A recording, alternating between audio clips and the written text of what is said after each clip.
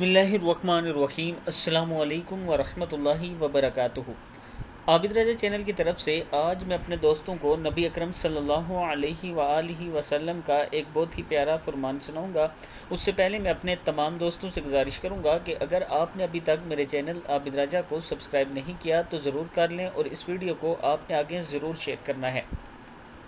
تو شروع کرتے ہیں۔ بسم اللہ الرحمن الرحیم۔ نبی اکرم صلی اللہ علیہ وآلہ وسلم مسجد میں آئے۔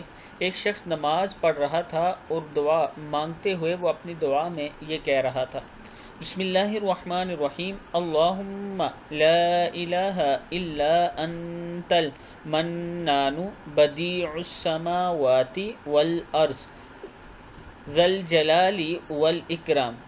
پھر سن لیں، اللہم لا الہ الا انت المنان بدیع السماوات والارض ذا الجلال والاکرام۔